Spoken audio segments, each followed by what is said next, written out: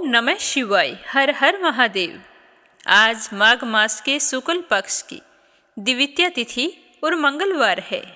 सभी श्रोताओं के सुख सौभाग्य की कामना करते हुए शुभारंभ करते हैं आज की कथा का। तो प्रेम भाव से कहिए, गणेश जी महाराज की जय हो। एक समय की बात है। एक तालाब में एक मेंढक और एक मेंढकी रहा करते थे। मेंढकी हमेशा सुबह जल्दी उठती और तालाब से बाहर आकर पाल पर बैठ जाती और सवा पहर दिन चढ़ने तक गणेश जी की पूजा किया करती थी। मेंढकी का इस तरह गणेश जी की पूजा करना मेंढक को बिल्कुल भी अच्छा नहीं लगता था। वह कहता कि कौन है गणेश जी, मैं तो किसी गणेश जी को नहीं मानता हूँ। गार खाती है ना मिट्टी खाती है, भूखी प्यासी पाल पर बैठी रहती है। मुझे देखो कितना हट्टा कट्टा हूँ, कोई विनायक जी की पूजा नहीं करता हूँ। पर मेंढकी पर मेंढक की बातों का कोई असर नहीं होता। मेंढक रोजाना इसी तरह चिल्लाता रहता। तो यह सुनते सुनते एक दिन गणेश जी भगवान नाराज हो गए और गणेश जी की माया से उसी तालाब पर राजा की एक दासी पानी भरने के लिए आती है और घड़े में जैसे ही पानी भरती है तो मेंढक और मेंढकी पानी के साथ उस घड़े में चले जाते हैं। तो वो घर ले जाकर उस पानी के घड़े को भट्टी पर चढ़ा देती है और नीचे आग जला देती है। तो जैसे ही पानी गर्म होता है तो मेंढक तो बुरी तरह से जलने लगता है और ज़ोर ज़ोर से चीखने लगता है और मेंढकी अपने गणेश जी की पूजा में लगी रहती है। तो वो कहता है कि मेंढकी कि मैं तो गर्म पानी में जल रहा हूँ और तुम आराम से बैठी हो। तो वो बोली, नहीं, मैं तो बिल्कुल नहीं जल रही, मुझे तो ठंडी ठंडी हवा आ रही है। तो मेंढक कहने लगा, कैसी बातें कर रही हो, घड़े के अंदर पानी उबल रहा है और तुम कह रही हो कि मुझे तो ठंडी हवा आ रही है। तो मेंढकी कहने लगी कि मैं तो गणेश जी की पूजा करती हूँ और गणेश जी भगवान मेरी रक्षा करते हैं। तो यह सुनकर मेंढक कहने लगा कि आज तू तेरे गणेश जी का ध्यान कर, हम इस मुसीबत से छूट जाएं, हमारी जान बच जाए। फिर आज के बाद मैं भी तुम्हारे साथ रोजाना सवा पहर दिन चढ़ने तक गणेश जी की पूजा किया करूँगा। तब तक कुछ नहीं खाऊंगा, पूजा करने के बाद ही गार मिट्टी खाया करूँगा। तो मेंढक के कहने पर मेंढकी ने मन ही मन गणेश जी का स्मरण किया। तो गणेश जी की माया से वहाँ दो सांड लड़ते हुए आए और उस मटके से टकरा गए। मटका फूट गया और मेंढक मेंढकी बाहर निकलकर तालाब में पहुँच गई। अब मेंढक को गणेश जी की माया समझ में आ गई। अब वो भी रोजाना मेंढकी के साथ सवा पहर दिन चढ़ने तक तालाब की पाल पर बैठकर गणेश जी भगवान की पूजा अर्चना किया करता था। हे गणेश जी महाराज, जैसे आपने मेंढक मेंढकी की रक्षा की, वैसे ही हमारी और हमारे परिवार की रक्षा करना, सुख समृद्धि सुख सौभाग्य बनाए रखना। बोलो गणेश जी महाराज की जय हो। अब अपने सुनेंगे मंगलवार की कथा। बोलो हनुमान जी बाबा की जय हो। एक बार नेमिषारण्य तीर्थ में 88,000 मुनि एकत्रित होकर सूत जी से पूछने लगे कि हे महामुनि, आपने हमें अनेक पुराणों की कथाएं सुनाई हैं। अब कृपया करके हमें कोई ऐसा व्रत और उसकी कथा बताइए जिसके करने से संतान की प्राप्ति हो तथा मनुष्य को रोग शोक अग्नि सर्प आदि का भय न रहे। कलयुग में सभी जीवों की आयु बहुत ही कम होती है। अगर उन्हें इस तरह रोग और चिंता के कष्ट लगे रहेंगे तो वे श्री हरि के चरणों में अपना ध्यान कैसे लगा पाएंगे। तो श्री सूत जी ने कहा कि हे मुनियों, एक बार युधिष्ठिर ने भगवान श्री कृष्ण से लोक कल्याण के लिए यही प्रश्न किया था। भगवान श्री कृष्ण और युधिष्ठिर का संवाद आज मैं आपके सामने कहता हूँ, आप ध्यान देकर सुनना। एक समय हस्तिनापुर की राजसभा में योगी राज श्री कृष्ण बैठे हुए थे। तब युधिष्ठिर ने भगवान श्री कृष्ण से प्रश्न किया कि हे प्रभु, हे नंद नंदन गोविंद, आपने मुझे अनेकों कथाएं सुनाई हैं। आज कृपया करके मुझे कोई ऐसा व्रत या कथा सुनाइए जिसके करने से मनुष्य रोग चिंता तथा भय से मुक्त हो जाए तथा उसे पुत्र की प्राप्ति हो। हे प्रभु, बिना पुत्र मनुष्य का जीवन व्यर्थ है, क्योंकि बिना पुत्र के मनुष्य नरक का गामी होता है। पुत्र के बिना मनुष्य का पितर ऋण से छुटकारा नहीं हो पाता। उसके पितर लोक में सदा अतृप्त रहते हैं। अतः कोई पुत्रदायक व्रत बतलाइए तो भगवान श्री कृष्ण कहने लगे कि हे राजन, मैं आपको एक प्राचीन इतिहास सुनाता हूँ, आप उसे ध्यान देकर सुनना। कुंडलपुर नाम के नगर में एक बुद्धिमान ब्राह्मण रहता था। उसका गुजारा मुश्किल से होता था। उसे अपने गरीब होने का उतना दुख नहीं था जितना कि उसके संतान न होने के कारण वह दुखी रहता था। उसकी पत्नी सुनंदा पतिव्रता नारी थी। वह भक्तिपूर्वक श्री हनुमान जी की आराधना किया करती थी। मंगलवार के दिन व्रत करके अंत में भोजन बनाकर हनुमान जी को भोग लगाने के बाद स्वयं भोजन करती थी।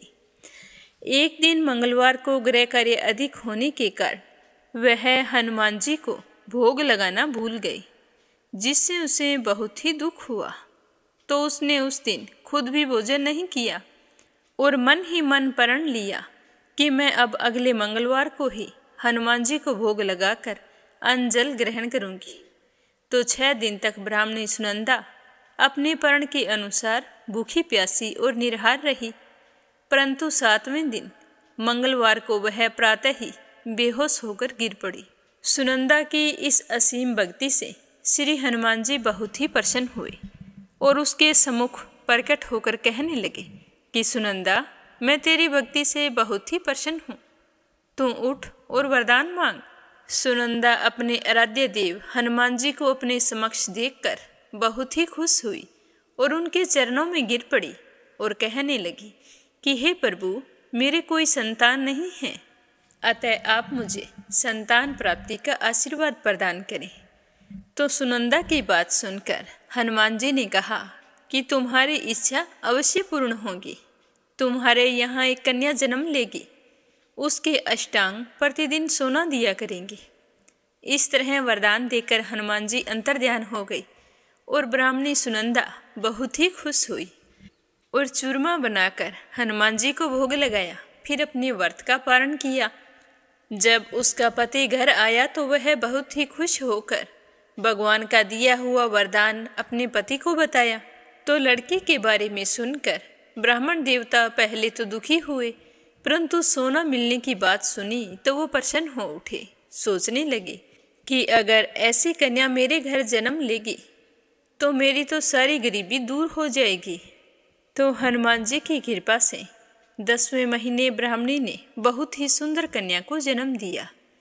10वें दिन ब्राह्मण ने अपनी उस बालिका का नामकरण संस्कार करवाया। तो उनके कल पुरोहित ने उस बालिका का नाम रत्नावली रखा। रत्नावली ने अपने पिछले जन्म में मंगल देव के व्रत किए थे, तो उसके पुण्यों के प्रभाव से रतनबाला का अष्टांग प्रतिदिन बहुत सारा सोना देता था। उस सोने से नंदा ब्राह्मण बहुत ही धनवान हो गया और ब्राह्मणी सुनंदा में भी इस बात का अभिमान आ गया। ऐसे ही समय बीतता गया। जब रत्नावली 10 बरस की हुई तो सुनंदा ने अपने पति से कहा कि स्वामी, हमारी बेटी विवाह योग्य हो गई है, अतः हमें कोई सुंदर तथा योग्य वर देखकर उसका विवाह कर देना चाहिए। तो यह बात सुनकर नंदा ब्राह्मण कहने लगा कि हमारी बेटी रत्नावली अभी तो बहुत छोटी है, अभी से क्यों परेशान होती हो। तो ब्राह्मणी कहने लगी कि हे पतिदेव, रजस्वला का दान देने वाले माता पिता को घोर नरक की प्राप्ति होती है। तो अपनी पत्नी की बात सुनकर नंदा ब्राह्मण कहने लगा कि हमारी बेटी तो अभी 10 बरस की हुई है और मैंने तो 16-16 साल की कन्याओं के विवाह करवाए हैं, अभी क्या जल्दी है। तो ब्राह्मणी सुनंदा कहने लगी कि आप ये सब लोभ के कारण कह रहे हैं। आप ब्राह्मण हो और ब्राह्मण को शास्त्रों के आदेश का पालन करना चाहिए। नंदा ब्राह्मण के पास अपनी पत्नी के बात का जवाब नहीं था। वह कहने लगा कि ठीक है, मैं कल ही योग्य वर की तलाश में अपना दूत भेज दूंगा। दान भी तो सुपात्र को ही दिया जाता है।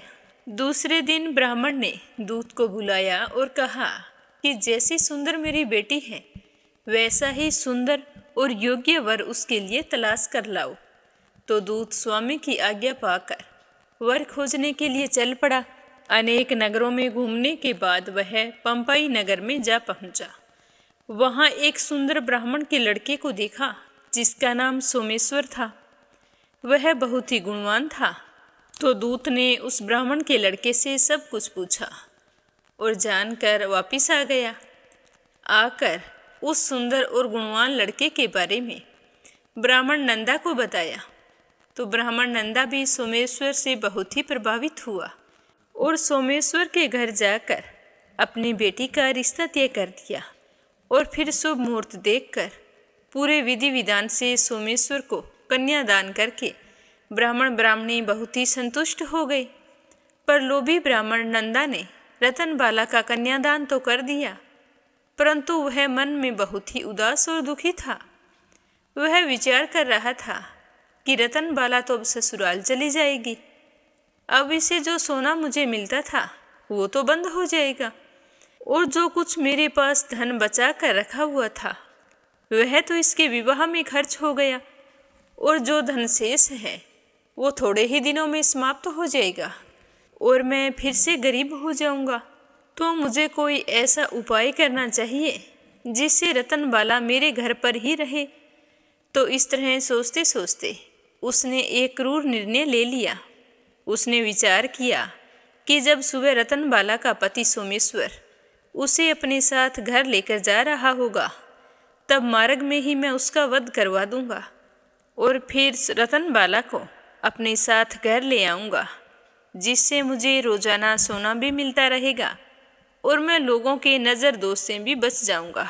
कोई मुझे यह नहीं कहेगा कि मैंने अपनी बेटी का विवाह नहीं किया, क्योंकि ब्राह्मण परिवार में कन्या का विवाह सिर्फ एक ही बार किया जाता है।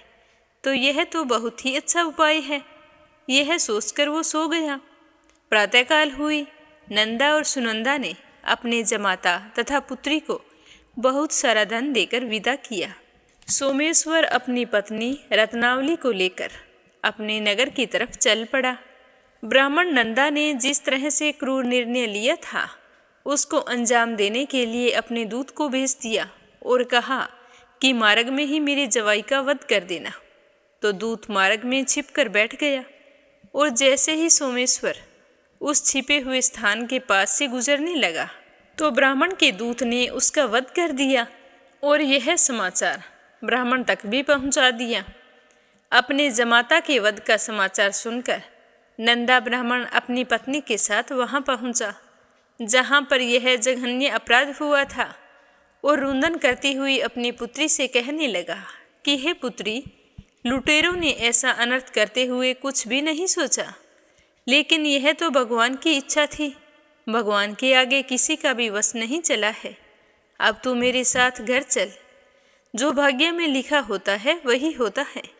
तू मेरे साथ चल और अपना बचा हुआ जीवन वहीं पर व्यतीत कर। अपने पति की मृत्यु से दुखी हुई रत्नावली अपने पिता से कहने लगी कि पिताजी, मैं तो मेरे पति के साथ ही सती होना चाहती हूँ। जब मेरे पति ही नहीं हैं तो मेरे जीने का क्या फायदा। तो रत्नावली के माता पिता ने उसे बहुत समझाया, लेकिन वो नहीं मानी। उसने तो मरने की ठान ली थी। उसने विलाप करते हुए अपने माता पिता से सती होने की इच्छा बताई। तो वह ब्राह्मण नंदा विचार करने लगा कि मैंने अपने जवाई का वध करवा के इस पाप को अपने सर लिया है। रतनबाला तो अपने पति के साथ ही अपने प्राण तक देने को तैयार है, तो मेरा तो दोनों तरफ से मरना हो गया। अब ना तो धन मिलेगा और जवाई का वध करवाने के कारण मुझे यम यातना भोगनी पड़ेगी, वो अलग। यह सोचकर वह ब्राह्मण बहुत ही दुखी हुआ। फिर सोमेश्वर की चिता बनाई गई। रतनबाला सती होने की इच्छा से पति का सर अपनी गोद में रखकर चिता में बैठ गई। जैसे ही चिता को अग्नि दी गई, वैसे ही प्रसन्न होकर मंगलदेव वहां पर प्रकट हो गए और कहने लगे कि हे रत्नावली, मैं तेरी पति भक्ति से बहुत ही प्रसन्न हूँ, तू वरदान मांग। तो रतनबाला ने अपने पति का जीवन दान मांगा। तो मंगलदेव कहने लगे कि रतनबाला, तेरा पति अजर अमर है, इसके अलावा तेरी कोई और इच्छा हो तो वो मांग। तो रतनबाला कहने लगी कि हे ग्रहों के स्वामी, यदि आप मुझ पर इतने ही प्रसन्न हैं तो मुझे यह वरदान दीजिए कि जो भी मनुष्य मंगलवार के दिन प्रातःकाल लाल पुष्प लाल चंदन से आपका पूजन करे, उसे रोग व्याधि ना हो, स्वजनों से उसका कभी वियोग ना हो, सर्प अग्नि तथा स्त्रुओं का कोई भय ना रहे, उसका घर परिवार सभी प्रकार के सुखों से भरा रहे, ऋणकर्ता ऋण से मुक्त होकर धन संपत्ति का स्वामी हो जाए। जो स्त्री मंगलवार का व्रत करे वह कभी विधवा ना हो। तो रतनबाला की बात सुनकर मंगलदेव तथास्तु कहकर अंतर्ध्यान हो गई। मंगलदेव की कृपा से सोमेश्वर जीवित हो गया। अपने पति को पुनः जीवित पाकर रतनबाला बहुत ही प्रसन्न हुई। सोमेश्वर अपनी पत्नी को लेकर अपने नगर को चला गया। रतनबाला को यह पता चल गया था कि उसके पति की हत्या लोभ के कारण उसके पिता ने करवाई है, लेकिन उसने किसी को कुछ नहीं बताया। उसने अपने पिता को क्षमा कर दिया। पति पत्नी आजीवन मंगल व्रत करने लगे और मंगलदेव की कृपा से इस लोक का सुख ऐश्वर्य भोग कर अंत में स्वर्ग लोक को गई। हे हनुमान जी बाबा, जो भी व्यक्ति मंगलवार के दिन व्रत रखकर आपकी इस परम पावन कथा को सुने, उसकी सारी मनोकामनाएं पूर्ण करना और अपना आशीर्वाद हमेशा उस पर बनाए रखना। बोलो हनुमान जी बाबा की जय हो। अब अपने सुनते हैं कबीर दास जी की अगली कहानी। बोलो श्री कृष्ण भगवान की जय हो। पिताजी के देहांत के बाद घर चलाने की पूरी जिम्मेदारी कबीर दास जी के ऊपर आ गई। अब कबीर दास जी भी अपने पिता की भांति कपड़ा बुनकर जीवन निर्वाह करने लगे। वो केवल उतना ही कपड़ा बुनते थे कि जितने से उनका दिन का निर्वाह हो जाए।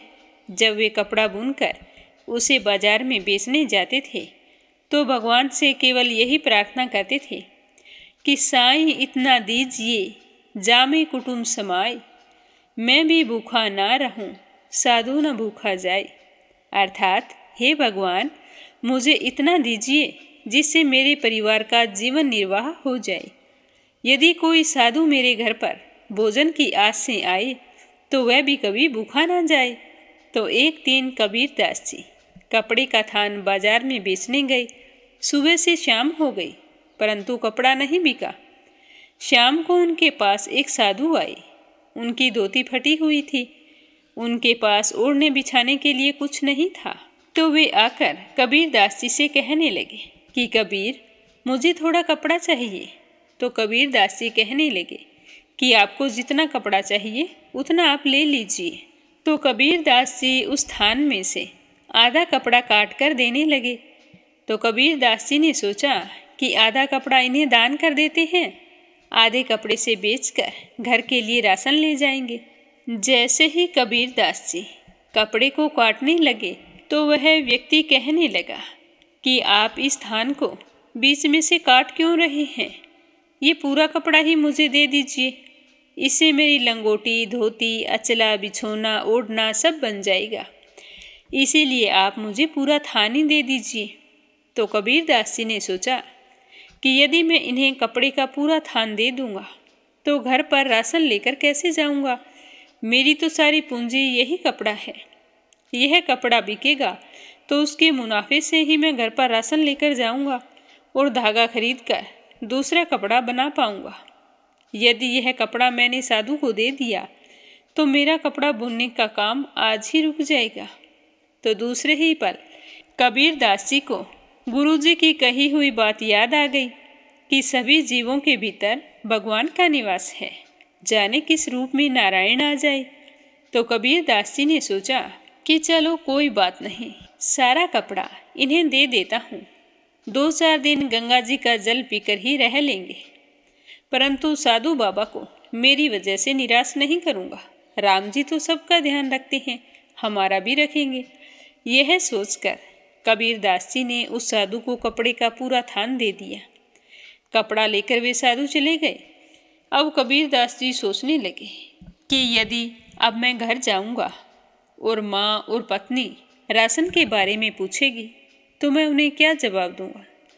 माँ को जब इस बात का पता चलेगा कि मैंने सारा कपड़ा साधु बाबा को दान कर दिया है तो माँ तो नाराज हो जाएंगी, बहुत झगड़ा होगा, घर में किचकिच होगी।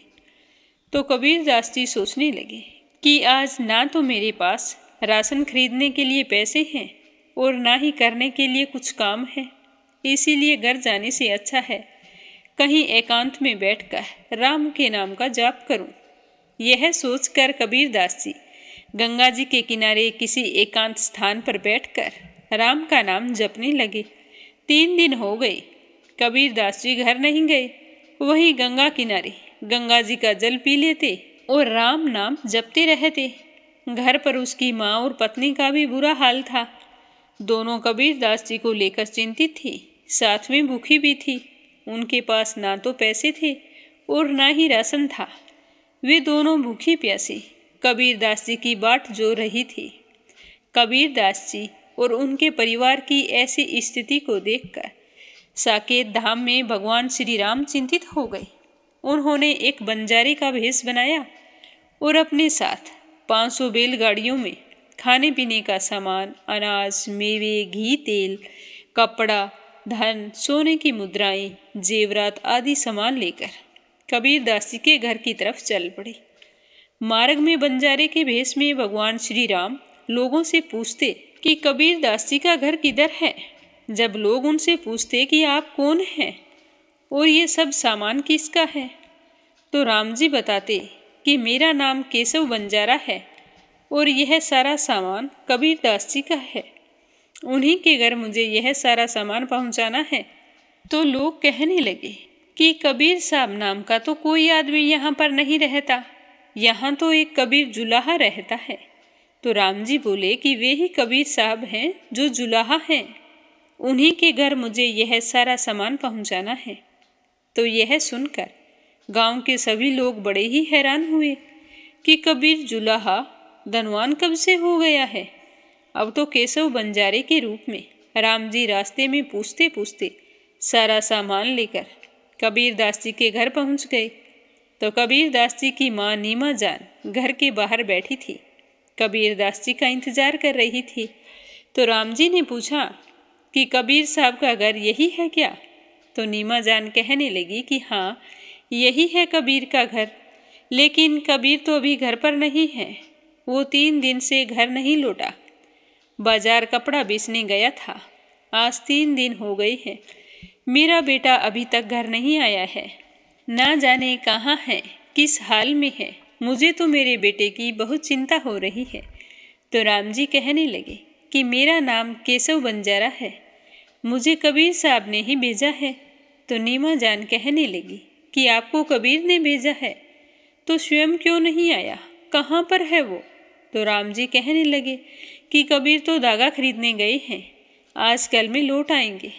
बाजार में उनका कपड़ा बहुत अच्छे दाम में बिका था। उन पैसों से कबीरदास जी ने इतना सारा सामान खरीद कर तुम्हारे घर पर रखवाने के लिए भेजा है। तो नीमा जान इतनी सारी बैलगाड़ियों पर लदे सामान को देखकर बोली कि महाराज, आपसे कोई गलती हो गई होगी, यह मेरे बेटे का सामान नहीं हो सकता। वो तो थोड़ा सा कपड़ा बुनकर लेकर गया था, उस कपड़े की कीमत में इतना सारा सामान नहीं आ सकता। तो राम जी कहने लगे कि नहीं, यह सारा सामान कबीरदास का ही है, उन्होंने हमें ही कपड़ा बेचकर यह सारा सामान खरीदा है। हम तो बस इस सामान को आपके घर छोड़ने आए हैं, आप घर में जगह बता दो, हम सामान रखते। तो नीमा जान ने बहुत समझाया, परंतु केशव बंजारा नहीं माना। उसने सारा सामान कबीरदास जी के घर के आंगन में रखवा दिया और स्वयं चला गया। इतना सारा सामान देखकर नीमा जान तो हैरान हो गई। उसके घर के आंगन में और घर के भीतर पैर रखने के लिए भी जगह नहीं बची थी। हर तरफ कीमती सामान, कीमती कपड़े, गहने, जेवरात और खाने पीने का सामान बोरियों में भर भर के रखा हुआ था। कबीरदास जी के घर के आसपास रहने वाले लोग उनके 3 दिनों से भूखे परिवार को भोजन तक नहीं पूछ रहे थे। वो आज सारे भाग भाग कर नीमा जान के घर आ गई और कहने लगे कि बहन, हम सामान रखवाने में मदद कर देते हैं। तो कबीरदास जी के घर में बैठने तक के लिए जगह नहीं बची थी, इसीलिए नीमा जान ने उस धन से पड़ोस में सामान रखने के लिए बड़ा सारा घर खरीद लिया और उसमें सारा सामान रखवा दिया। अब तो कबीरदास जी का परिवार आनंद से रहने लगा। परंतु 4-5 दिन और बीत गए, लेकिन कबीर दास जी घर नहीं आई। कबीर दास जी की माँ ने अपने अड़ोस पड़ोस के लोगों को 5-5 सोने की मुद्राएं दी और कहा कि तुम जाओ मेरे बेटे कबीर को ढूंढ कर लाओ। तो उन लोगों ने सारी काशी छान मारी। अंत में कबीर दास जी गंगा के किनारे झाड़ियों के पीछे बैठे उन्हें मिल गए। कबीर दास जी वहां पर बैठे राम राम जप रहे थे। तो उन लोगों ने कबीर दास जी से कहा कि कबीर दास जी आप यहाँ पर बैठे हैं, आपका घर तो अन्न धन से भर गया है। इतनी धन संपत्ति है कि आपकी माँ से तो संभाली नहीं जा रही।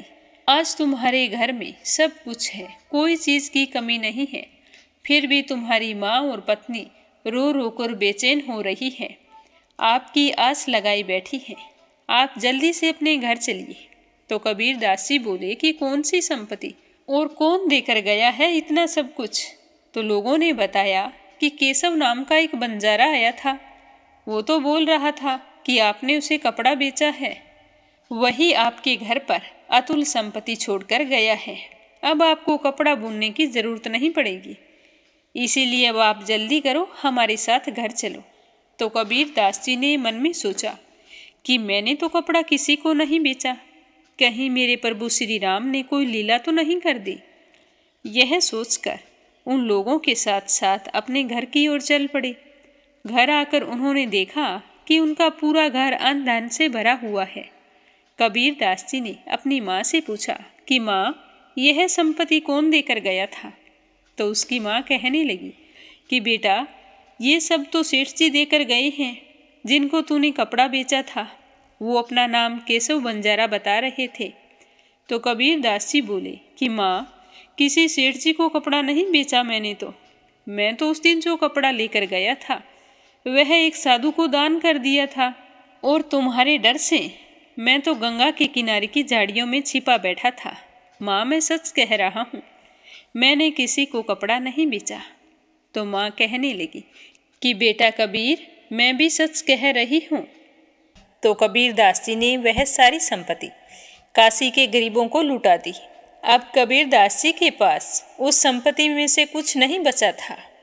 जब काशी के पंडे पुजारियों को यह बात पता चली कि कबीर दास जी ने दोनों हाथों से गरीबों को धन लुटाया है, तो वे सारे इकट्ठे होकर कबीर दास जी के पास पहुँचे।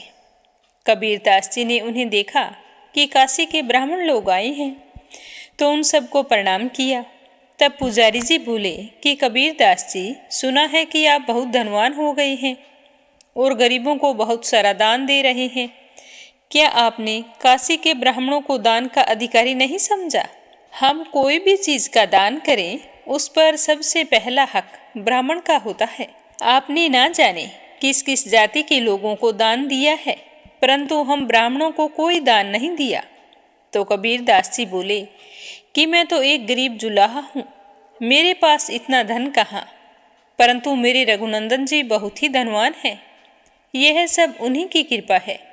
रघुनाथ जी ने कृपा करके मुझे इतनी संपत्ति प्रदान की, और मैंने उनकी ही प्रसन्नता के लिए वो सारी संपत्ति उन्हीं के लोगों में बांट दी। मैंने दान करते समय किसी की जाति नहीं पूछी। मेरे लिए तो सभी लोग एक समान हैं, क्योंकि साधु की जाति को पूछना एक अपराध होता है। मैं तो यह मानता हूँ कि जात पात पूछे नहीं कोई, हरि को बजे सो हरि का होई। तो ब्राह्मण कहने लगे कि यह तो बहुत अच्छी बात है। अब आपने जिस प्रकार सभी को दान दिया है, उसी प्रकार हम ब्राह्मणों को भी दान दीजिए। कबीर दास जी कहने लगे कि मैं आपको दान अवश्य देता, परंतु मैंने तो अपनी सारी संपत्ति गरीबों में दान कर दी है। अब मेरे पास कुछ भी नहीं है। आप चाहें तो मेरे घर के भीतर जाकर देख सकते हैं। तो ब्राह्मण कहने लगे कि हम कुछ नहीं जानते। आपने जिस प्रकार अन्य लोगों को दान दिया है, उसी प्रकार आपको हमें भी दान देना होगा, नहीं तो हम यहीं पर बैठ जाएंगे, अन्न जल कुछ भी ग्रहण नहीं करेंगे, ना ही आपको कहीं जाने देंगे। तो कबीर दास जी ने ब्राह्मणों को बहुत समझाया कि अब मेरे पास धन नहीं है, परंतु वे ब्राह्मण नहीं माने और कबीर दास जी के घर के आगे बैठ गए। तो कबीर दास जी सोचने लगे कि इन्हें किसी न किसी तरह यहाँ से खड़ा करना होगा। तो उनसे पीछा छुड़ाने के लिए ब्राह्मणों के पास गए और कहने लगे कि ठीक है, मैं आप लोगों को भी धन दूंगा। धन लाने के लिए मुझे पुनः उन्हीं केशव बंजारा के पास जाना होगा जिन्होंने मुझे पहले धन दिया था। मैं यहाँ से जाऊंगा तभी तो कुछ लाऊंगा, इसीलिए आप लोग मुझे यहाँ से जाने दीजिए। तो ब्राह्मणों ने सोचा कि यह बात तो ठीक है, ये यहाँ से जाएंगे तभी कुछ लेकर आएंगे, हमें इनके घर में कुछ भी दिखाई नहीं देता, वरना कबीर दास जी ऐसे नहीं है कि अपने घर आए को खाली हाथ लौटा दें। यह सोचकर उन्होंने कबीर दास जी को घर से जाने दिया और वहीं बैठे कबीर दास जी की प्रतीक्षा करने लगे। कबीर दास जी को उन ब्राह्मणों से पीछा छुड़ाने का अच्छा अवसर प्राप्त हो गया। कबीर जी वहां से निकलकर पुनः गंगा किनारे स्थित जंगल में और अधिक गहराई में जाकर छिप गई। कबीर जी ने सोचा कि मेरे पास तो इन ब्राह्मणों को देने के लिए कुछ नहीं है, राम जी सबको देते हैं सो इन्हें भी दे देंगे। यह सोचकर कबीर दास जी उस एकांत स्थान में बैठकर राम का नाम जपने लगे। कबीर जी जंगल में राम नाम जप रहे थे और उनके घर के बाहर बैठे ब्राह्मण कबीर जी का इंतजार कर रहे थे। सुबह से शाम हो गई परंतु कबीर दास जी घर नहीं आए। घर पर बैठे उन पुजारियों को लगने लगा कि कबीर दास जी झूठ बोलकर चले गए हैं। उनमें से कुछ लोग कबीर दास जी को भला बुरा कहने लगे। अब साकेत धाम में भगवान श्री राम पुनः कबीर दास जी के लिए चिंतित हो गए। भगवान सोचने लगे कि अगर कबीर दास जी की मदद नहीं की गई तो ब्राह्मणों को दिलाया गया भरोसा झूठा हो जाएगा, काशी में कबीर की बहुत बदनामी होगी। इसीलिए भगवान श्री राम इस बार स्वयं कबीर का रूप बनाकर आए। इस बार भगवान 1000 बैलगाड़ियों पर सामान लदकर लाए थे। तो ब्राह्मणों ने भगवान श्री राम को दूर से ही कबीर दास जी के भेष में आते हुए देख लिया। उन्होंने देखा कि कबीर दास जी इस बार हजारों बैलगाड़ियों पर कीमती सामान लाद कर ला रहे हैं। तो कबीर दास जी को आता देखकर ब्राह्मणों ने दूर से ही कबीर दास जी की जय जयकार करनी शुरू कर दी। घर पहुंचकर कबीर दास जी के भेष में आए भगवान श्री राम ने सभी ब्राह्मणों को प्रणाम किया और ब्राह्मणों ने भी कबीर दास जी को खूब आशीर्वाद दिया। इसके बाद कबीर दास जी ने सभी को दान देना शुरू किया। प्रत्येक ब्राह्मण को कई किलो अनाज, घी, तेल, दाल, रेशमी वस्त्र, ऊपर से 5-5 सोने की मुद्राएं प्रदान की। कबीर दास जी के रूप में आए भगवान श्री राम ने ब्राह्मणों के साथ साथ काशी के सभी लोगों को उपहार प्रदान किया। काशी का कोई नागरिक अछूता नहीं रहा। भगवान ने सभी को दोनों हाथों से धन लुटाया। कबीर दास जी के द्वारा धन बांटने का यह कार्यक्रम 2-3 दिन तक चलता रहा। उस समय काशी नगरी में कोई भी गरीब नहीं था। कबीर दास जी ने सभी को अन्न, वस्त्र और धन बांटकर धनवान बना दिया था। इससे पूरी काशी नगरी में कबीर दास जी की जय जयकार होने लगी। अब भगवान श्री राम ने सोचा कि सभी ब्राह्मणों को दान दिया जा चुका है और कबीर तो वहाँ वन में अकेला बैठा है और पता नहीं इन ब्राह्मणों के डर से कितने दिनों तक वहाँ पर भूखा प्यासा बैठा रहेगा। इसीलिए अब कबीर को वापस बुला लेना चाहिए। यह विचार करके भगवान ने एक ब्राह्मण का भेष बनाया और उस स्थान की ओर चल पड़े जहाँ कबीर दास जी छिपकर बैठे थे। उधर वन में कबीर दास जी ने अपनी तरफ एक ब्राह्मण आता हुआ देखा तो सोचने लगे कि यह ब्राह्मण जरूर मेरी खोज करने के लिए आ रहा है। तो कबीर दास जी ने स्वयं को और अधिक घनी झाड़ियों में छुपा लिया। किंतु ब्राह्मण के रूप में आए भगवान को सब कुछ पता था कि कबीर दास जी कहाँ पर छिपे हुए हैं। तो वे उसी झाड़ी के पास आकर खड़े हो गए और कहने लगे कि यह झाड़ी के पीछे कौन छिपा है। तो कबीर दास जी ने कोई उत्तर नहीं दिया। भगवान कहने लगे कि यहाँ छिपकर क्या कर रहे हो भैया, तुम जाओ कबीर दास जी के घर पर जाओ, देखो वहाँ कबीर दास जी सभी लोगों को अन्न, वस्त्र और 5-5 सोने की मुद्राएं बांट रहे हैं, तुम भी जाकर ले लो, मैं तो यही कहने आया था। यह कहकर भगवान आगे चले गए। कबीर दास जी सोचने लगे कि यह ब्राह्मण क्या कह रहे हैं। मैं यहाँ पर बैठा हूँ, फिर मेरे घर पर यह सामग्री कौन बांट रहा है? क्या यह ब्राह्मण सच बोल रहा है? कबीरदास जी सोचने लगे कि अब तो घर चलकर देखना ही पड़ेगा कि वहाँ पर क्या हो रहा है। यह विचार करके कबीरदास जी उन झाड़ियों में से निकलकर अपने घर की तरफ चल पड़े। कबीरदास जी गमछे से अपना मुंह को छिपाए हुए मार्ग में बढ़ते हुए जा रहे थे। मार्ग में उन्होंने देखा कि सब तरफ कबीरदास जी के ही चर्चे हो रहे हैं। सभी लोग उनकी तारीफ कर रहे हैं। यह सब सुनकर कबीरदास जी को बहुत ही आश्चर्य हुआ। कबीरदास जी अपने घर पहुँचे। घर पहुँचने पर कबीरदास जी की माँ बोली कि बेटा, तुम सुबह से कहाँ चला गया था? तो कबीरदास जी बोले कि माँ, मैं तो सुबह से नहीं, 3 दिनों से घर आया हूँ। तो माँ कहने लगी कि बेटा क्यों मजाक करता है? पिछले 3 दिनों से तू घर पर ही था और आज सुबह ही गया था और अब आया है। पूरे नगर वासियों को अन्न धन बांट रहा था। तो कबीरदास जी कहने लगे कि माँ, मैं सच कह रहा हूँ। मैं तो ब्राह्मणों को बहलाकर यहाँ से चला गया था और छुपकर 3 दिनों से गंगा के उस पार जंगल में बैठा हुआ हूँ और आज 3 दिनों बाद लौटा हूँ। तो उसकी माँ कहने लगी कि बेटा, मेरे सामने तो तू 3 दिनों से यहीं पर था। तू इतना सारा धन लेकर आया था और तूने खुद उन ब्राह्मणों को धन बांटा था और बाद में समस्त नगरवासियों को भी धन बांट रहा था। तो अपनी माँ की बात सुनकर कबीरदास जी को सब कुछ समझ में आ गया कि मेरे रूप में मेरे भगवान श्री राम आए थे और नगरवासियों को यह सामग्री बांट रहे थे। तो कबीरदास जी कहने लगे कि माँ, मैं सच बोल रहा हूँ। मैं तो 3 दिनों से जंगल में छुपा हुआ था। माँ, मैं समझ गया हूँ कि मेरे रूप में मेरे रघुनंदन ही आए थे और नगरवासियों को धन बांट रहे थे। फिर कबीरदास जी कहने लगे कि माँ, मैं कितना अभागा हूँ। मेरे रघुनंदन मेरे पीछे से हमारे घर पर आए और मुझे उनके दर्शन भी नहीं हुए और मेरे ही कारण मेरे रघुनंदन को कितना कष्ट उठाना पड़ता है। यह कहकर कबीरदास जी फूट फूट कर रोने लगे। अब पूरी काशी की नगरी में कबीरदास जी की एक संत के रूप में प्रतिष्ठा हो गई। लोग सोचते थे कि वैसे तो कबीरदास जी गरीबी में जीवन यापन करते हैं, परंतु जब दान करने को आते हैं तो पूरे नगर को धन लुटाते हैं। पता नहीं इतना सब कुछ धन वो कहाँ से और कैसे लेकर आते हैं। यह सोचकर सारे नगरवासी कबीरदास जी को एक चमत्कारी संत मानने लगे और दूर दूर से भक्तजन उनके दर्शनों के लिए आने लगे। ये था आज का अध्याय। कल के अध्याय में सुनेंगे कि आगे क्या हुआ। अब अपने सुनते हैं लपसी और तपसी की कहानी। प्रेम से बोलो लपसी तपसी की जय हो।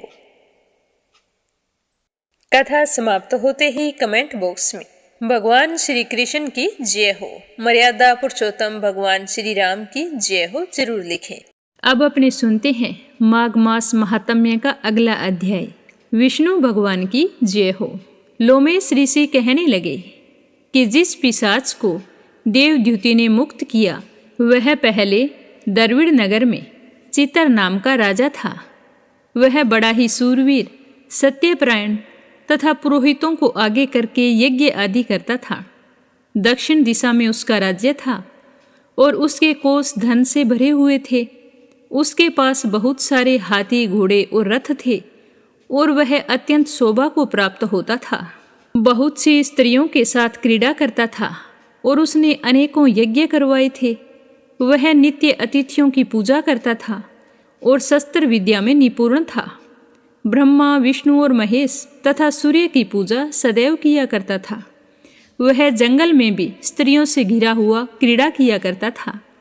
एक बार वह पाखंडियों के मंदिर में गया और वेदहीन बसम लगाए महात्मा बने हुए पाखंडियों से उस राजा की बातचीत हुई।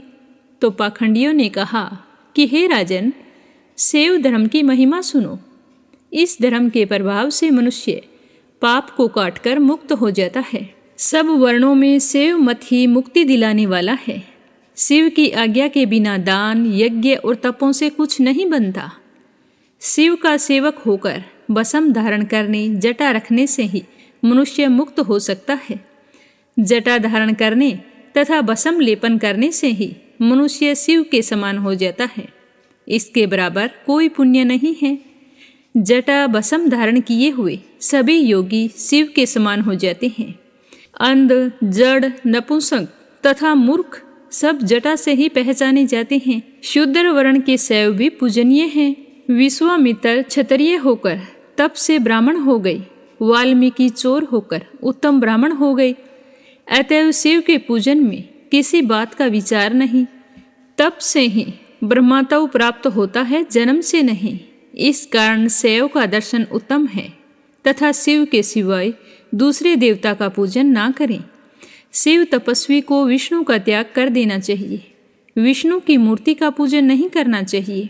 विष्णु के दर्शन से शिव का द्रोह उत्पन्न होता है और शिव के द्रोह से रौरव आदि नरक मिलते हैं। इसी से भवसागर से पार होने के लिए विष्णु का नाम नहीं लेना चाहिए। शिव भक्त निशंक होकर जो शिव से प्रेम करता है वह कैलाश में वास करता है, इसमें कुछ भी संदेह नहीं है। इस धर्म का पालन करने वालों का कभी नाश नहीं होता।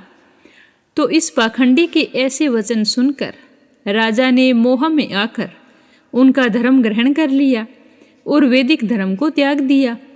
वह श्रुति, स्मृति और ब्राह्मणों की निंदा करने लगा।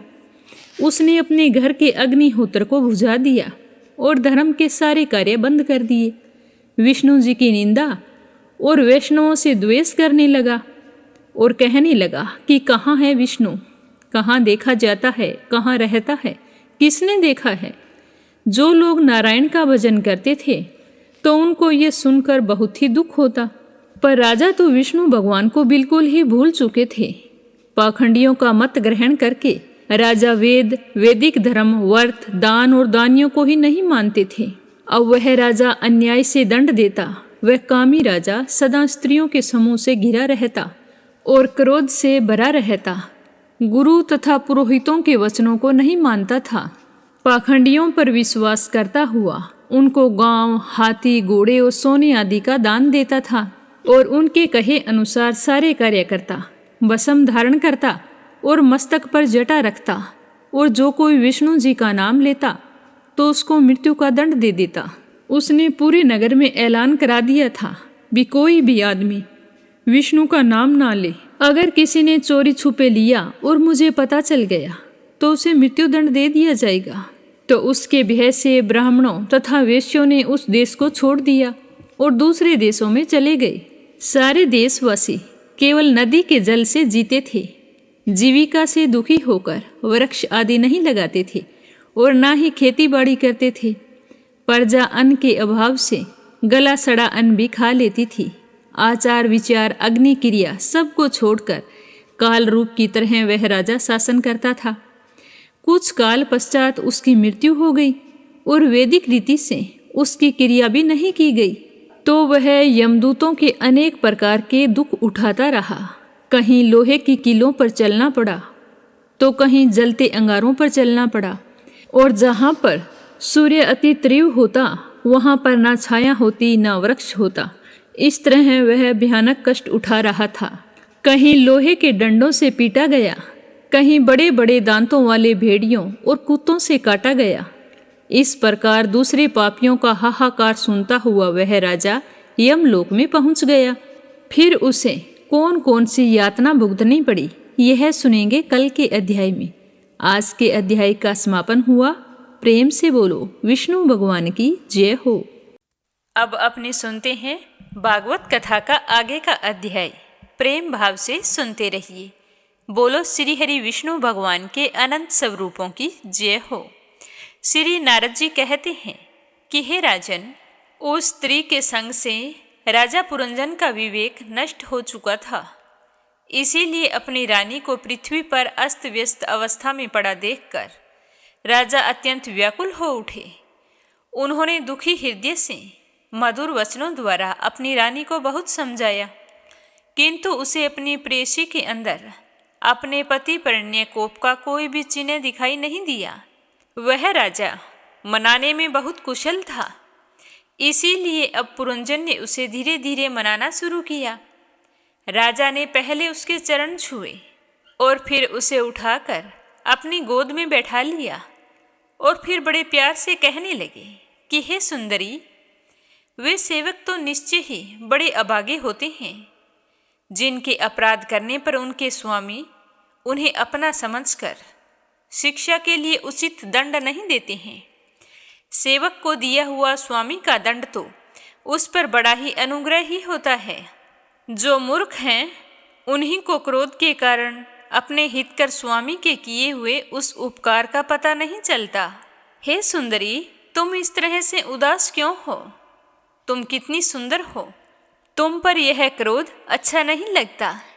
अपने इस क्रोध को दूर करो और एक बार मुझे अपना समझकर परण्य भार तथा लज्जा से झुका हुआ एवं मधुर मुस्कानमयी चितवन से सुशोभित अपना सुंदर मुखड़ा दिखाओ।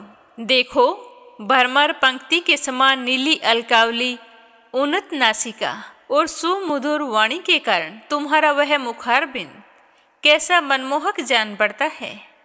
यदि किसी दूसरे ने तुम्हारा कोई अपराध किया हो तो भी मुझे बताओ। यदि वह अपराधी ब्राह्मण कुल का नहीं है तो मैं उसे अभी दंड दे दूंगा। मुझे तो भगवान के भक्तों को छोड़कर त्रिलोकी में अथवा उससे बाहर ऐसा कोई दिखाई नहीं देता जो तुम्हारा अपराध करके निर्भय और आनंद पूर्वक रह सके। मैंने आज तक तुम्हारा मुख कभी भी तिलकहीन, उदास, मुरझाया हुआ, क्रोध के कारण डरावना, कांतिहीन और स्नेह शून्य नहीं देखा और ना ही कभी तुम्हें इस तरह रोते हुए देखा है। देखो, तुम्हारा मुख कितना मुरझा गया है। मुझे तो बताओ, ऐसी क्या बात है? क्या मैं आखेट पर तुमसे बिना पूछे शिकार खेलने चला गया, इसीलिए तुम नाराज हो? अगर ये बात है तो मैं अवश्य ही तुम्हारा अपराधी हूँ। फिर भी अपना समझकर तुम मुझ पर प्रसन्न हो जाओ और मुझे दंड दो। कामदेव के विषम बाणों से अधीर होकर जो सर्वदा अपने अधीन रहता है, उस अपने पति को उचित कार्य के लिए भला कौन सी कामिनी स्वीकार नहीं करती। इस तरह कहते हुए राजा पुरंजन ने एक बार फिर से अपनी रानी के चरणों का स्पर्श किया और कहा कि मुझसे जो भी गलती हो गई है वो मुझे अपना समझकर माफ़ कर दो और मुझे अपना लो। आगे से ऐसी गलती कभी नहीं होगी। इस तरह बताते हुए श्री नारद जी कहने लगे कि हे राजन, वह सुंदरी अनेकों नखरों से पुरंजन को पूरी तरह अपने वश में करके बहुत ही आनंदित होती हुई विहार करने लगी। उसने अच्छी तरह स्नान करके अनेक प्रकार के मांगलिक श्रृंगार किए तथा भोजन आदि से तृप्त होकर वह राजा के पास आई। तो राजा अपनी सुंदरी को देखकर बहुत ही खुश हुए और उसका सादर अभिनंदन किया। तो रानी ने भी राजा का आलिंगन किया। तो राजा ने अत्यंत खुश होते हुए रानी को गले से लगाया और फिर एकांत में मन के अनुकूल रहस्य की बातें करते हुए राजा ऐसा मोहित हो गया कि उस कामिनी के चित्त में ही लगा रहने के कारण उसे दिन रात के भेद का अंतर ही पता नहीं चला। समय बीतता गया। काल की दुस्तर गति का राजा को कुछ भी पता नहीं चला था। मद से झका हुआ मनस्वी पुरंजन अपनी प्रिया की भुजा पर सिर रखे महामूल्य सैया पर ही पड़ा रहता। अब राजा की तो ये सोच हो गई कि वह रमणी ही उसके जीवन का परम फल है, उसके अलावा जीवन का कोई मोल नहीं। अज्ञान से आवृत हो जाने के कारण उसे आत्मा या फिर परमात्मा का कोई ज्ञान नहीं रहा। हे राजन, राजा पुरंजन इस तरह कामातुर चित्त से उसके साथ विहार करते करते अपनी जवानी आधे क्षण के समान बिता दी। उस पुरंजनी से राजा ने 1100 पुत्र और 110 कन्याएं पैदा की, जो सभी माता पिता का सुयश बढ़ाने वाली और सुशीलता, उदारता आदि गुणों से संपन्न थी। ये पुरंजनी के नाम से विख्यात हुई। इतने में ही उस सम्राट की लंबी आयु का आधा भाग निकल गया और फिर समय के साथ राजा पुरंजन ने अपने पुत्रों और कन्याओं का विवाह करवा दिया और फिर पुत्रों में प्रत्येक के 100 पुत्र हुए। उनसे वृद्धि को प्राप्त होकर पुरंजन का वंश सारे पांचाल देश में फैल गया। इन पुत्र पौत्र ग्रह कोष सेवक और मंत्री आदि में दृढ़ ममता हो जाने के कारण राजा इन्हीं विषयों में बंध गया। फिर तुम्हारी तरह उसने भी अनेक प्रकार के भोगों की कामना से यज्ञ की दीक्षा ली। तरह तरह के पशु हिंसा में घोर यज्ञों से देवता पितर और भूपतियों की आराधना की। इस प्रकार वह जीवन भर आत्मा का कल्याण करने वाले कर्मों की ओर से असावधान और कुटुंब पालन में व्यस्त रहा। अंत में वृद्धावस्था का समय आ पहुंचा। जो स्त्री लंपट पुरुषों को बड़ा ही अप्रिय होता है, वह समय आ पहुंचा। इस तरह बताते हुए नारद जी कहने लगे कि हे राजन, चंडवेग नामक एक गंधर्व राज है। उसके अधीन 360 महाबलवान गंधर्व रहते हैं। इनके साथ मिथुन भाव से स्थित कृष्ण और शुक्ल वर्ण की उतनी ही गंधर्वियां भी रहती हैं। ये बारी बारी से चक्कर लगाकर भोग विलास की सामग्रियों से भरी पूरी नगरी को लूटती रहती है। गंधर्व राज चंडवेग के उन अनुचरों ने जब राजा पुरंजन का नगर लूटना आरंभ किया, तब उन्हें 5 फन वाले सरप परजागर ने रोक दिया। यह पुरंजनीपुरी की चौकसी करने वाला महाबलवान सरप 100 वर्ष तक अकेला ही उन 720 गंधर्व और गंधर्वियों से युद्ध करता रहा। बहुत से वीरों के साथ अकेले ही युद्ध करने के कारण अपने एकमात्र संबंधी परजागर को बलहीन हुआ देखकर राजा पुरंजन को अपने राष्ट्र और नगर में रहने वाले अन्य बांधवों के साथ बड़ी चिंता हुई, क्योंकि इससे पहले तो वह इतने दिनों तक पांचाल देश के उस नगर में दूतों के द्वारा लाए हुए कर को लेकर विषय भोगों में ही मस्त रहता था। स्त्री के वशीभूत रहने के कारण इस अवश्यम भाई भय का उसे पता ही नहीं चला। इन्हीं दिनों काल की एक कन्या वर की खोज में त्रिलोकी में भटक रही थी, पर उसे किसी ने स्वीकार नहीं किया। वह काल कन्या बड़ी भाग्यहीन थी, इसीलिए लोग उसे दुर्भागा कहते थे। एक बार राजश्री पुरु ने पिता को अपना यौवन दिलाने के लिए अपनी ही इच्छा से उसे वर लिया और इसी से प्रसन्न होकर उसने उन्हें राज्य प्राप्ति का वर दिया था। एक दिन मैं ब्रह्मालोक से पृथ्वी पर आया तो वह घूमती घूमती मुझे भी मिल गई। तब मुझे नैष्टिक ब्रह्मचारी जानकर भी काम आतुर होने के कारण उसने मेरा वरण करना चाहा, पर मैंने उसकी प्रार्थना स्वीकार नहीं की। इस पर उसने अत्यंत कुपित होकर मुझे यह श्राप दिया कि तुमने मेरी प्रार्थना स्वीकार नहीं की, अतः तुम एक स्थान पर अधिक देर तक ठहर नहीं पाओगे। इस तरह मुझे तो श्राप दे दिया। लेकिन जब वो मेरी तरफ से निराश हो गई तो उस कन्या ने मेरी सम्मति से यवनराज भय के पास जाकर उसका पति रूप से वरण किया और कहने लगी कि हे वीरवर, आप यवनों में श्रेष्ठ हैं। मैं आपसे प्रेम करती हूँ और आपको पति बनाना चाहती हूँ। आपके प्रति किया हुआ जीवों का संकल्प कभी विफल नहीं होता। जो मनुष्य लोक अथवा शास्त्र की दृष्टि से देने योग्य वस्तु का दान नहीं करता और जो शास्त्र दृष्टि से अधिकारी होकर भी ऐसा दान नहीं लेता, वे दोनों ही दुराग्रही और मूढ़ होते हैं। मैं इस समय आपकी सेवा में उपस्थित हुई हूँ। आप मुझे स्वीकार करके अनुग्रहित कीजिए। पुरुष का सबसे बड़ा धर्म दिनों पर दया करना है। तो काल कन्या की बात सुनकर यवन राज ने विधाता का एक गुप्त कार्य कराने की इच्छा से मुस्कुराते हुए उससे कहा कि मैंने योग दृष्टि से देखकर तेरे लिए एक पति निश्चय किया है। तू सबका अनिष्ट करने वाली है, इसीलिए किसी को भी अच्छी नहीं लगती और इसी कारण लोग तुझे स्वीकार नहीं करते। अतः इस कर्म जनित लोक को तुम अलक्षित होकर बलात् भोग। तू मेरी सेना ले जाकर इसकी सहायता से सारी प्रजा का नाश करने में समर्थ होगी। कोई भी तेरा सामना नहीं कर सकेगा। यह परज्वार नामक मेरा भाई है और तू मेरी बहन बन जा।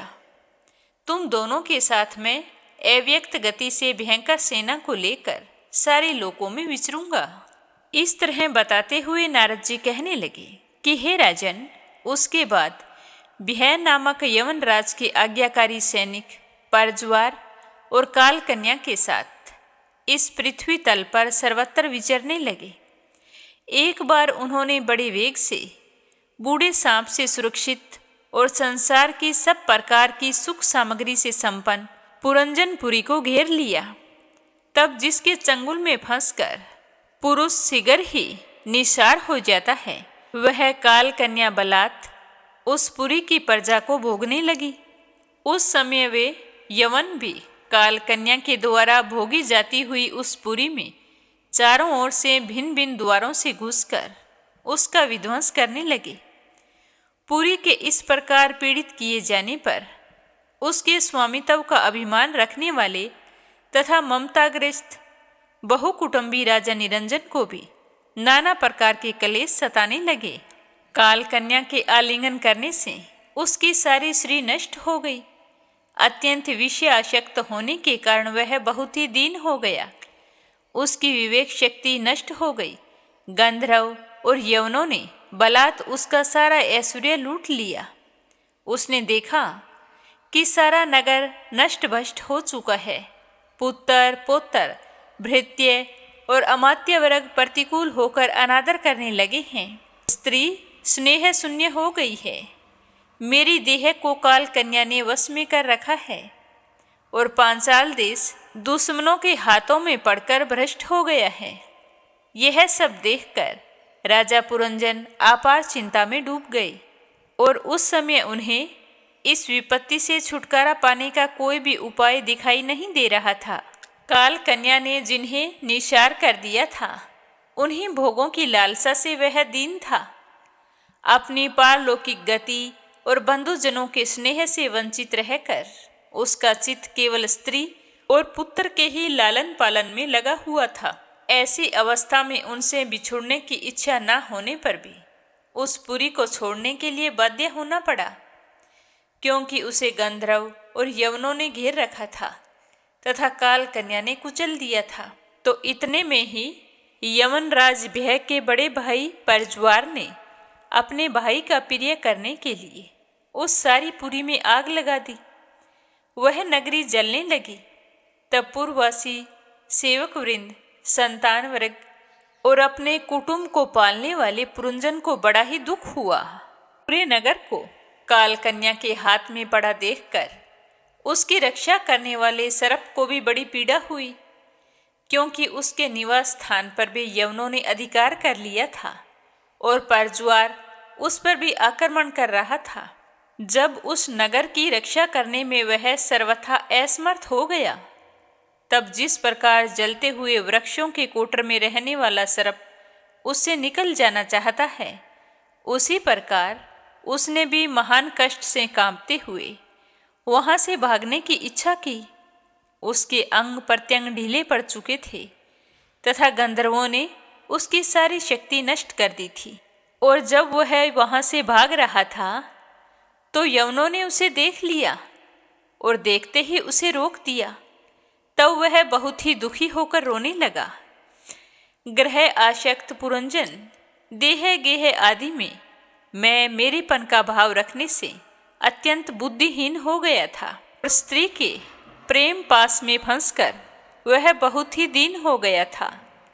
अब जब इनसे बिछुड़ने का समय आया, तब वह अपने पुत्री पौत्र पुत्र पुत्रवधू दामाद नौकर और घर खजाना तथा अन्य जिन जिन पदार्थों में उसकी ममता भर शेष थी, लेकिन उनका भोग तो कभी का छूट चुका था, उन सबके लिए वह इसी तरह चिंता करने लगा कि मेरी भार्या तो बहुत घर गृहस्थी वाली है, जब मैं परलोक को चला जाऊंगा तो यह तो असहाय हो जाएगी, फिर किस तरह अपना जीवन निर्वाह करेगी। इसे इन बाल बच्चों की चिंता ही खा जाएगी। इन सब की सार संभाल कौन करेगा। इसका तो मुझसे बहुत ही लगाव है। यह तो मेरे भोजन किए बिना पहले भोजन नहीं करती है। जब मैं स्नान कर लेता हूँ तो ही यह स्नान करती है। मैं चला जाऊँगा तो इसका क्या होगा? सदा ही मेरी ही सेवा में तत्पर रहती है।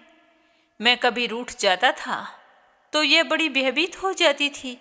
अगर मुझसे कोई भूल हो जाती तो यह मुझे सचेत कर देती थी। मुझ में इसका इतना अधिक स्नेह है कि यदि मैं कभी परदेश भी चला गया तो यह तो मेरे बारे में सोच सोच कर सूख कर कांटा हो जाती थी। यूं तो यह वीर माता है, लेकिन मेरे चले जाने के बाद में यह गृहस्थी का भार कैसे संभालेगी? मेरे चले जाने पर एकमात्र मेरे ही सहारे रहने वाले ये पुत्र और पुत्री भी कैसे जीवन धारण करेंगे? उनकी हालत तो बिल्कुल वैसी हो जाएगी जैसे बीच समुद्र में जब नाव टूट जाती है तो उस नाव पर सवार यात्री व्याकुल हो जाते हैं और बिलखने लगते हैं। इस तरह बताते हुए नारद जी कहने लगे कि हे राजन, राजा पुरंजन का ज्ञान की दृष्टि से उस समय शोक करना उचित नहीं था। फिर भी वो अज्ञानवश इस प्रकार दीन बुद्धि से अपने स्त्री पुत्र आदि के लिए शोकाकुल हो रहा था। और उसी समय उसे पकड़ने के लिए वहाँ भय नामक यवन राज आ धमका। जब यवन लोग उसे पशु के समान बांधकर अपने स्थान को ले चले, तब उसके अनुचर गण अत्यंत आतुर और शोकाकुल होकर उसके साथ हो लिए।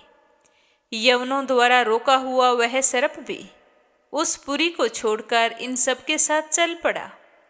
उसके जाते ही सारा नगर छिन्न भिन्न होकर अपने कारण में ही लीन हो गया।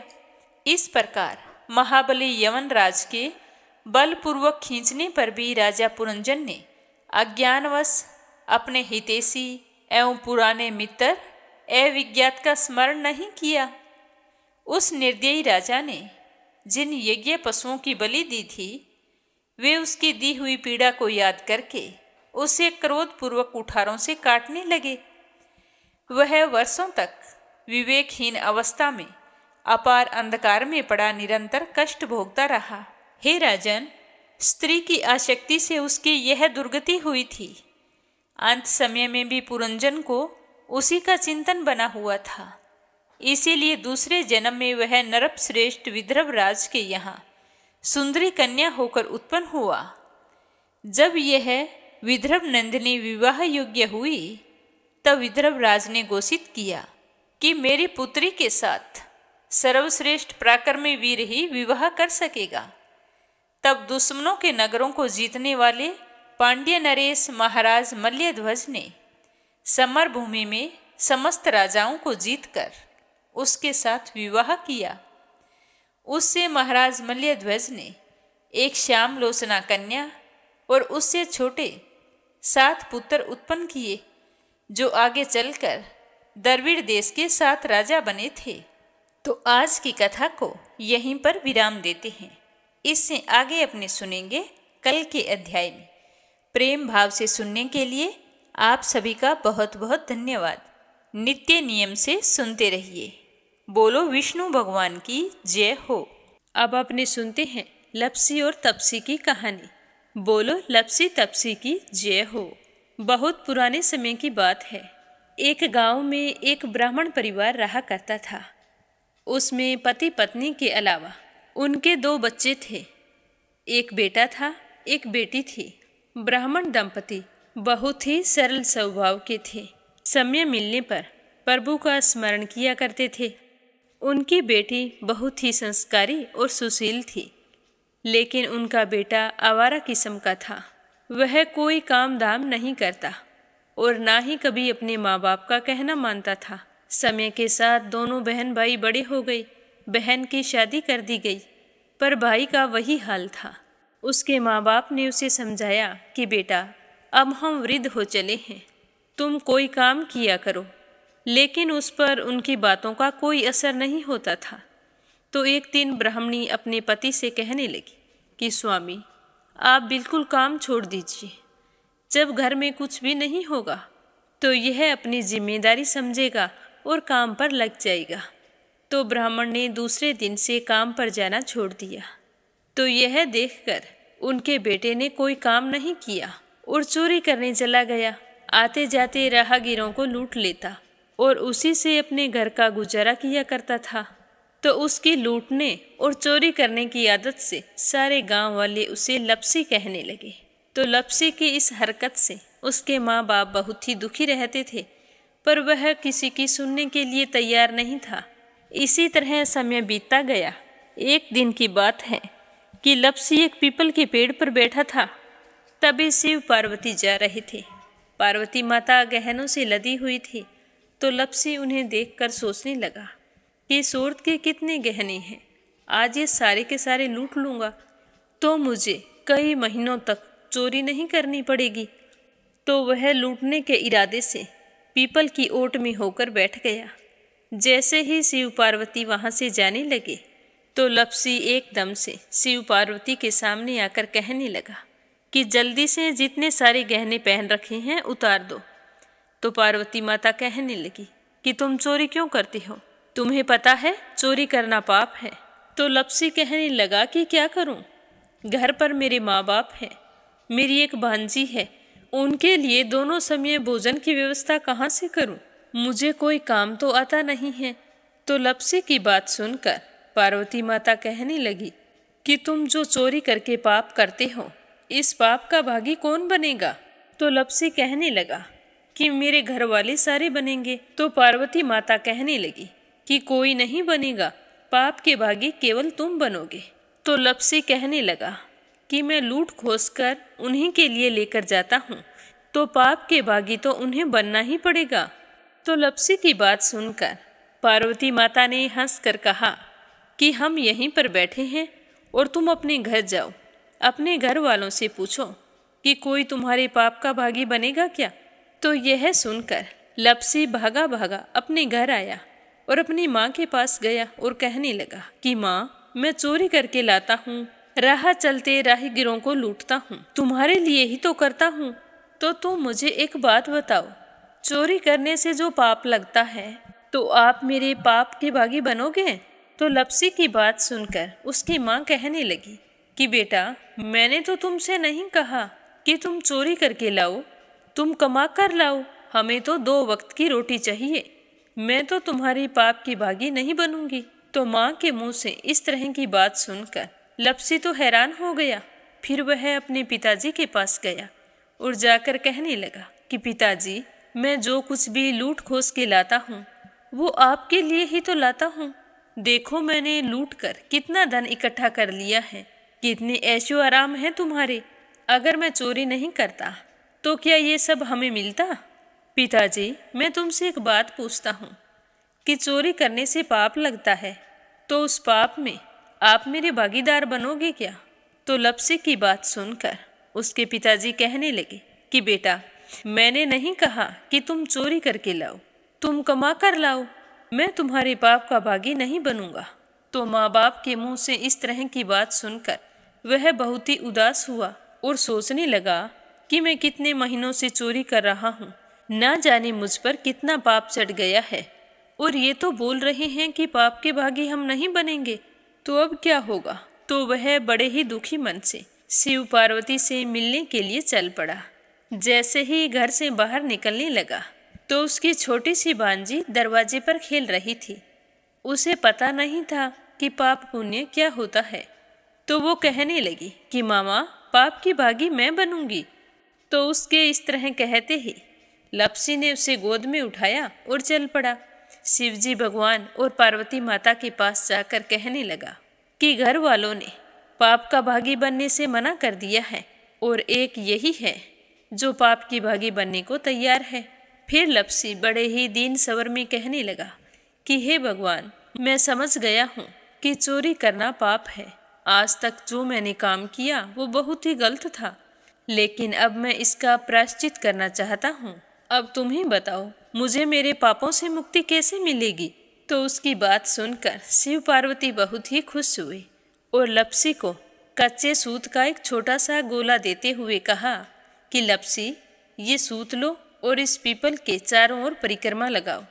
जब यह सूत समाप्त हो जाएगा तब तुम्हारे सारे पाप नष्ट हो जाएंगे। तो यह सुनकर लपसी बहुत ही खुश हुआ। सोचने लगा कि छोटा सा गोला है, अभी लपेट कर घर चला जाऊंगा, उसके बाद मैं कभी कोई पाप नहीं करूंगा। फिर उसने अपनी बांजी को कंधे पर बैठाया और पीपल की परिक्रमा लगानी शुरू कर दी। अब भगवान का वह सूत खत्म कहाँ होने वाला था। लपसी चक्कर लगाता गया पर वह सूत खत्म नहीं हुआ। चक्कर लगाते लगाते 1 महीने, 6 महीने, साल, पूरे 12 साल बीत गए पर वह सूत खत्म नहीं हुआ।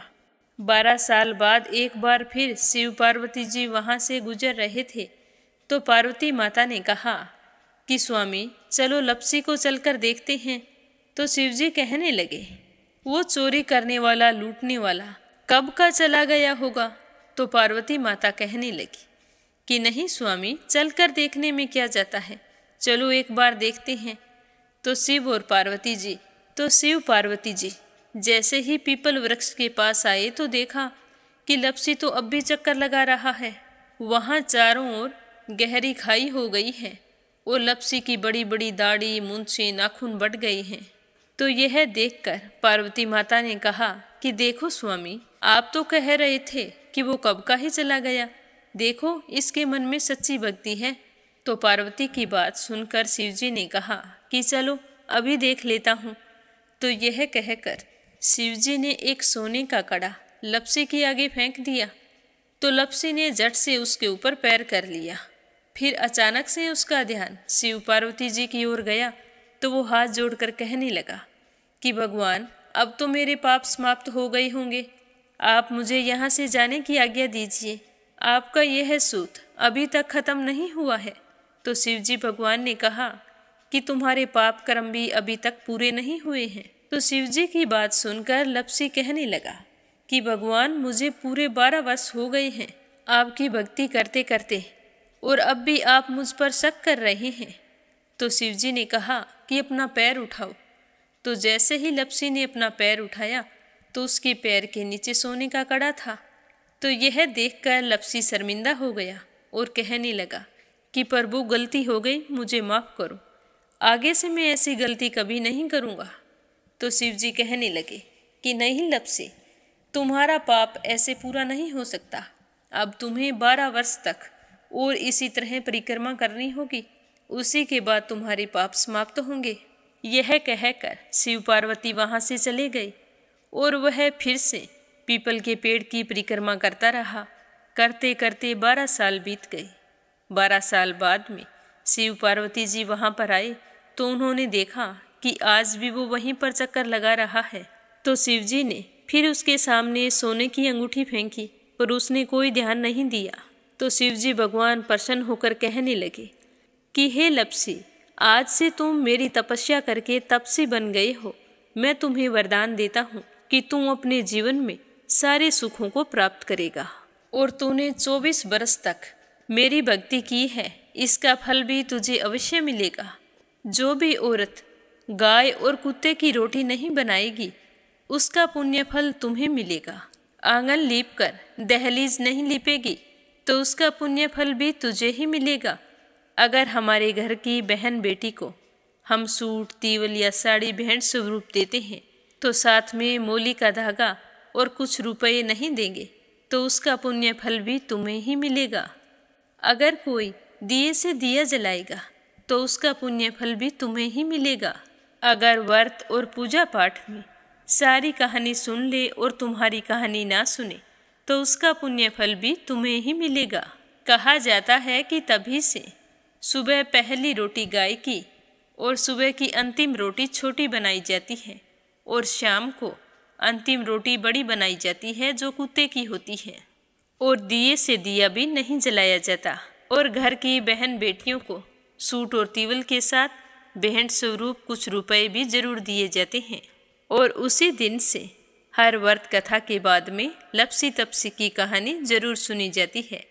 और कथा समाप्त होने पर कहा जाता है कि लपसी का फल लपसी को मिले, तपसी का फल तपसी को मिले।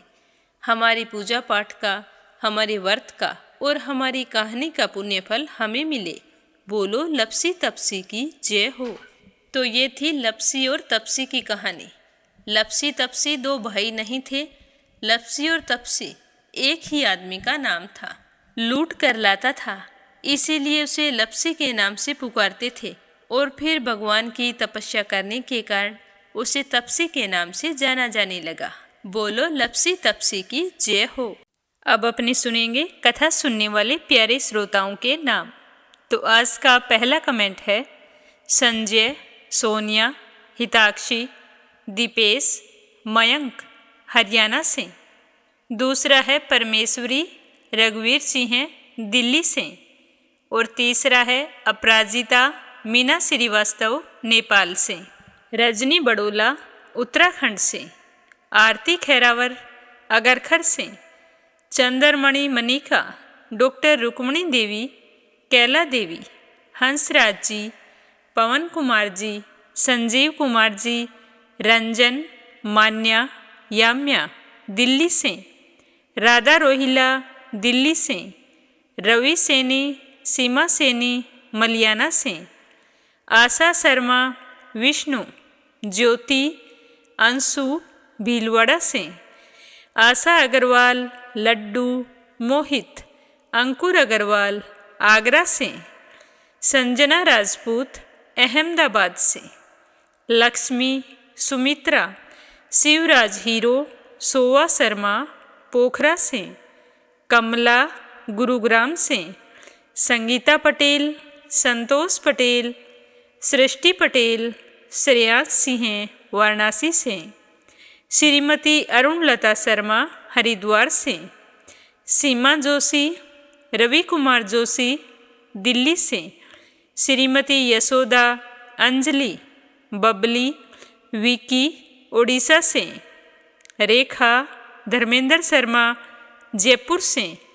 कृष्णा, श्यामवती, सुषमा, विष्णु, कार्तिक, पूर्वी, रुपेश, गौरी, शिवम, निष्ठा हरियाणा से। मीनू वालिया दिल्ली से। संगीता अग्रवाल, कमला देवी अग्रवाल दुलिया महाराष्ट्र से। नीमा मठपाल रामनगर से। वंदना वर्मा इंदौर से। दिल्ली बहादुर भंडारी, सरिता भंडारी, नम्रता भंडारी, सूरज भंडारी नेपाल से। शीला सिन्हा, मीरा श्रीवास्तव, ममता श्रीवास्तव, माला छम्मा, मनोज जौनपुर से। उषा शर्मा राजस्थान से। अनीता गुप्ता राजस्थान से। सरला रानी करणपुर से। बीना, देविका, कनिका वार्ष्णेय अलीगढ़ से। सुनीता पंवार, कृषु पंवार मध्य प्रदेश से। गीता गोस्वामी, सुनीता गोस्वामी, पीहू गोस्वामी मेरठ से। अनिल कुमार टिहरी करनाल से। यूएन तिवारी, इंदिरा तिवारी लखनऊ से। नीलम जायसवाल हैदराबाद से। सरिता शामली से। निर्मला सिसोदिया दिल्ली से। कविता चौहान नोएडा से। सुनीता रानी मेरठ से। नर बहादुर पाल, भागीरथी पाल नेपाल से। सुशीला प्रमोद मोदीनगर से। शोभा कुंवर पुरोहित अहमदाबाद से। श्रीमती शर्मा अलीगढ़ से। चंद्रकांता दिल्ली से। विमला नेपाल से। मीरा अग्रवाल बंगाल से। निर्मला पांचाल करनाल से। सुमन चांदोरा जोधपुर से। सुदेश शर्मा, बीके शर्मा लुधियाना से। कमला गुरुग्राम से। भागीरथी पाल, नर बहादुर पाल नेपाल से। श्रीचंद यादव गया बिहार से। सरोज अग्रवाल जबलपुर से। पूनम यादव करेली से। मधु विनोद प्रजापति, साहिल सिद्धांत प्रजापति जबलपुर से। नंदा पांडुरंग पुजारी ब्रह्मपुरी महाराष्ट्र से। शांता भेन वाघेला गुजरात के मंडल से। लाजवंती देवी, अविनाश, अवनी, भूवी दिल्ली से। इंदिरा रावत, मोहित रावत पलवल से। जानवी मिश्रा, सचिन मिश्रा, सोनम मिश्रा सीता मिश्रा, राधिका मिश्रा, गौरी मिश्रा, माधवी मिश्रा बाराबंकी से, उषा शर्मा सोजत सिटी से, रुक्मणी शर्मा अम्बाला से, कमलेश भल्ला जम्मू से, मंजू चौधरी भीलवाड़ा से, संगीता नागर तिगांव से, उमा देवी झुंझुनू से, अशोक कुमार जी भटनागर भोपाल मध्य प्रदेश से, रजनी भटनागर, पूजा पाठक उत्तराखंड देहरादून कौसानी से, सावित्री ईश्वर लाल रामचंदानी, निखिल राजेश मीनू रामचंदानी गाजियाबाद से, रीना साहू झांसी से, स्मिता सीताराम गायकवाड़ महाराष्ट्र से, कुसुम बघेल दिल्ली से, योगेश्वरी भटनागर राजस्थान से, जयश्री पवार, गोरखनाथ पवार, आरना शीतल, विश्वजीत पवार महाराष्ट्र से। आप सभी श्रोताओं का तहे दिल से धन्यवाद। अपना सहयोग हमेशा यूं ही बनाए रखना और इस चैनल पर प्रस्तुत होने वाली कथाओं को ज़्यादा से ज़्यादा शेयर करना। आप सभी के सुख सौभाग्य की कामना करते हुए आज के लिए बस इतना ही। कल फिर मिलेंगे, तब तक के लिए ओम नमः शिवाय। हर हर